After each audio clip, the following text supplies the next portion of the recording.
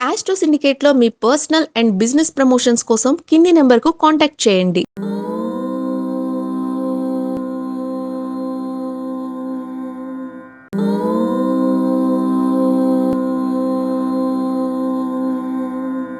ఓం శ్రీ గురుభ్యో నమః. హరి ఓం.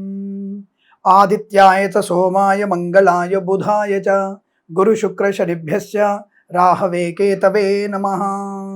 అందరికీ నమస్కారం.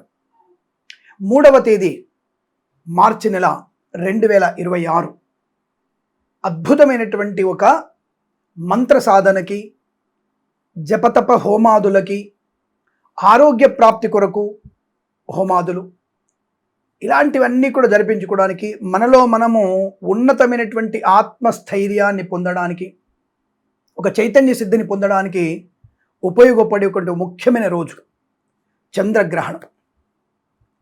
3/3/2026 చంద్రగ్రహణము రాబోతోంది. కేతుగ్రస్తాస్త చంద్రగ్రహణం. కేతుగ్రహం యొక్క ఛాయ వలన చంద్రుడు మనకి కనపడకపోవడం అనేది కలుగుతోంది. అంటే దీనినే మనం చంద్రగ్రహణం అంటారు. అంటే చంద్రుడి యొక్క కాంతి భూమి మీద పడకపోవడము. ఇది ఒక రకమైనటువంటి గ్రహణం. గ్రహణం అనేది గ్రహించేది. అది శుభాన్ని కావచ్చు, అశుభాన్ని కావచ్చు. అంటే ఏదైనా నెగిటివ్ ఫోర్స్ మన మీదికి రావచ్చు, పాజిటివ్ ఎనర్జీ కూడా రావచ్చు. కనుక ఈ సమయంలో మనము నిరాహారంగా ఉండాలి. 3/3/2026 మంగళవారం రోజున కేతుగ్రస్తాస్త చంద్రగ్రహణం జరగబోతోంది. ఎప్పుడండి ఇది? మరి చంద్రగ్రహణం అంటారు 3:20 మధ్యాహ్నం ప్రారంభమైంది కదా. అంటే చంద్రుని యొక్క ఛాయ భూమి మీద పడకుండా ఆపడానికి కేతువు యొక్క ఛాయ అనేది, నీడ అనేది మన వెలుగుని, చంద్రుని యొక్క కాంతిని కొద్ది తగ్గిస్తూ వస్తోంది. మరి మనకి సూర్యాస్తమైన తర్వాతనే చంద్రగ్రహణం కనబడుతోంది. ఇంతకు కరెక్ట్గా సమయం ఏమిటి అని అడిగితే, అంటే ముందుగా మనకి 3:20 నుంచి 6:47 పూర్తిగా, 3:20 నుంచి 6:47 వరకు మనకి పూర్తిగా మనకి చంద్రగ్రహణ సమయము. 3వ తేదీ మనకి సూర్యాస్తమయం 6:15 అవుతుంది దాదాపుగా. హైదరాబాద్లో 2 నిమిషాలు అటు ఇటు. అంటే సూర్యాస్తమయ సమయానికి మనకి ఈ యొక్క సూర్యాస్తమయ సమయం 6:15, 6:17 అనుకోండి. భాగ్యనగరంలో ఒక సమయం ఉంటుంది, రాజమండ్రిలో ఒక సమయం ఉంటుందిగా. కాబట్టి సూర్యాస్తమయంకి 6:47 వరకు ఈ యొక్క గ్రహణ సమయం వరకు ఉంది కదా. అంటే మనకి 6:15 అనుకుంటే దాదాపుగా 32 నిమిషాలు రాజమండ్రిలో, 30 నిమిషాలు భాగ్యనగరంలో మీకు గ్రహణం యొక్క నిడివి కనబడుతోంది. సరే, మాకు ఎగ్జాక్ట్లీగా భాగ్యనగరంలో ఎప్పుడు ఉంటుంది చెప్పండి అని అడిగితే, భాగ్యనగరంలో ఉన్న వ్యక్తులకి 6:23 నుంచి 6:47 వరకు మాత్రమే కనపడుతోంది. 6:23 సాయంకాలం నుంచి 6:47 వరకు మనకి భాగ్యనగరంలో ఈ గ్రహణాన్ని మనం చూడవచ్చును. మరి విజయవాడలో 6:15 నుంచి 6:47 వరకు చూడవచ్చు. అలాగే శ్రీకాకుళం వాళ్ళు 6:01 నుంచి 6:47 వరకు చూడవచ్చు. సో ఇలా మీరు దగ్గరగా ఈ ప్రాంతాలని చూసుకునే ప్రయత్నం చేయండి. మరి ఈ చంద్రగ్రహణ ప్రభావము ఏ రాశుల మీద ఎక్కువగా ఉంటుంది అన్న విషయాన్ని తెలుసుకుందాం మనం. అసలు ఈ యొక్క గ్రహణం ఏ నక్షత్రాల వారికి ఏర్పడుతుంది, ఏ రాశి వారి మీద ఎఫెక్ట్ ఉంటుంది అని అడిగితే, ముందుగా మనం పట్టుస్థానం తెలుసుకుందాం. అంటే గ్రహణ పట్టుస్థానం ఎప్పుడు చేసుకోవాలంటే, నిజంగా మీరు తపస్సు చేసుకోవాలి, జపం చేసుకోవాలనుకుంటే 3:20 మీరు పట్టు స్నానం చేయండి. అంటే గ్రహణం పట్టుతున్న సమయంలో స్నానం చేయాలి, దాన్ని పట్టు స్నానం అంటారు. తర్వాత 6:47కి 3:20 పట్టు స్నానం చేయండి. 6:47 తర్వాత అంటే 6:48కి విడుపు స్నానం చేయండి. పుబ్బా నక్షత్రం అంటే పూర్వ ఫల్గుణి నక్షత్రంలో ఈ యొక్క గ్రహణం ఏర్పడబోతోంది. అంటే ఇక్కడ పుబ్బా నక్షత్రం వారు ఎట్టి పరిస్థితుల్లో గ్రహణాన్ని చూడకూడదు. సింహరాశి వారి గ్రహణాన్ని చూడకూడదు. సింహరాశి వారికి ఇది చాలా ఇబ్బందిని కలిగించేటువంటి సూచనగా చెప్పబడుతోంది.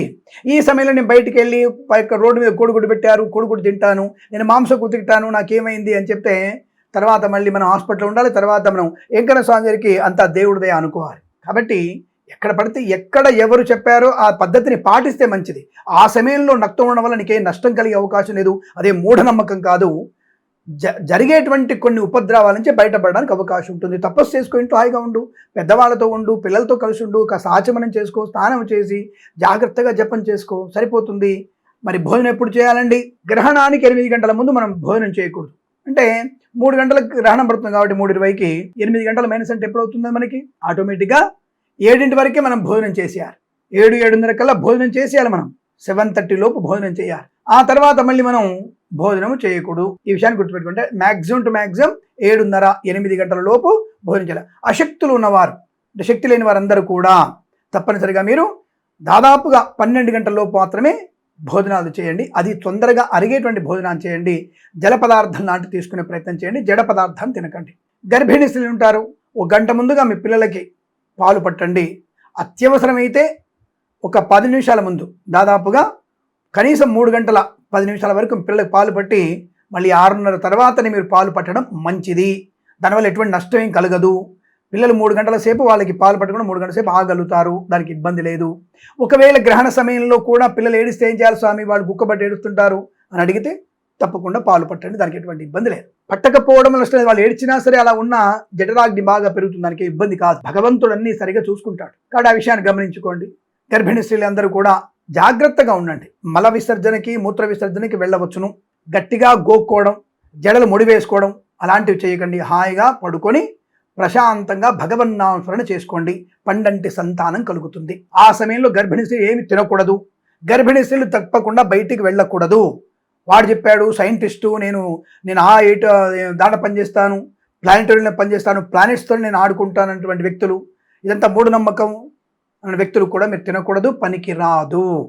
మళ్ళీ రాత్రి భోజనం ఎప్పుడు చేయాలండి అంటే ఆ రాత్రి భోజనం కూడా పనికిరాదు.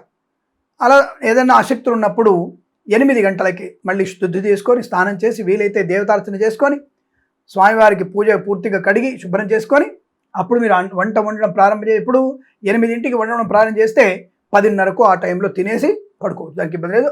అల్పమైన ఆహారం తినంటే చాలా సరిపోతుంది. మర్నాడు పొద్దునే మళ్ళీ శుద్ధి చేసుకొని శుభ్రంగా స్వామివారిని కడిగి మళ్ళీ యథాప్రకారంగా మనం దేవతార్చన భోజనం అన్ని కూడా చేసుకోవచ్చు.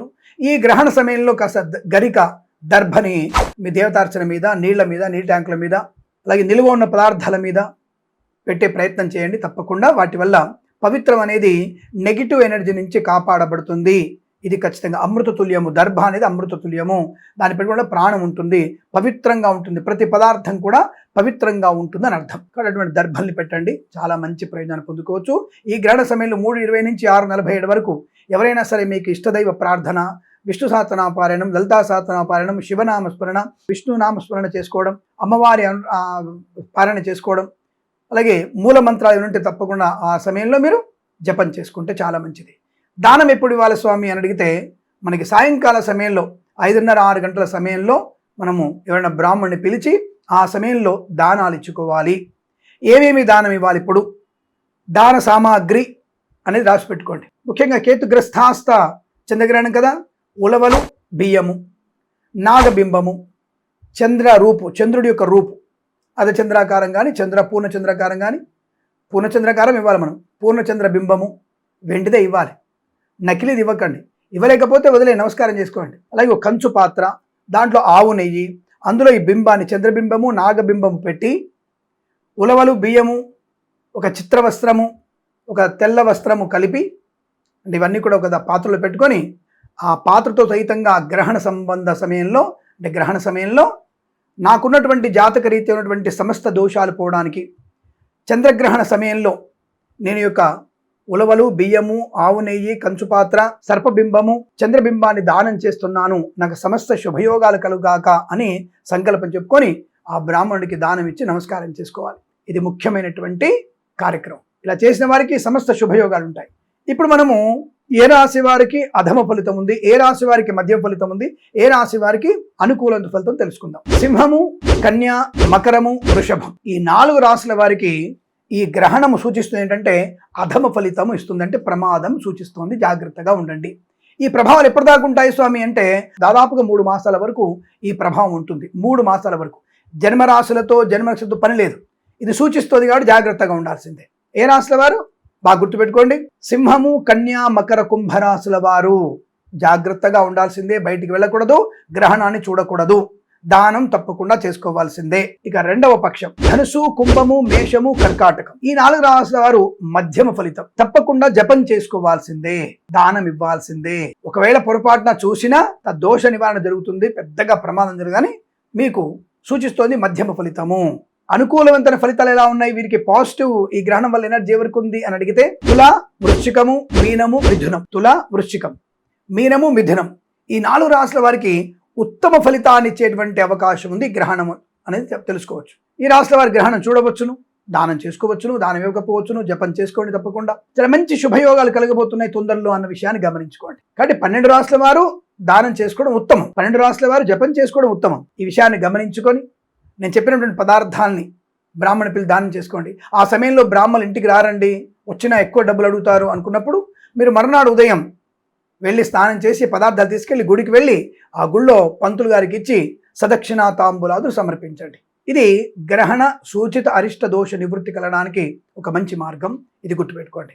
రెండవది అంటే ఎవరికైనా సరే జన్మ జాతకంలో ముఖ్యంగా సింహ, కన్య, మకర, వృషభ రాశుల వారు, సింహము, కన్య, మకర, వృషభ రాశుల వారు మీరు ఏదైనా హోమం చేసుకోవాలనుకుంటే ఆయుష్ హోమం కానీ, ధనప్రాప్తి కొరకు కానీ, ఈ గ్రహణ సూచిత అరిష్ట దోష నివృత్తి కొరకు కానీ, జన వశీకరణ శక్తి కొరకు కానీ ఎవరైనా మీరు హోమాదులు చేయించుకోవాలనుకుంటే తప్పకుండా మన ఆఫీస్ నెంబర్ని సంప్రదించండి.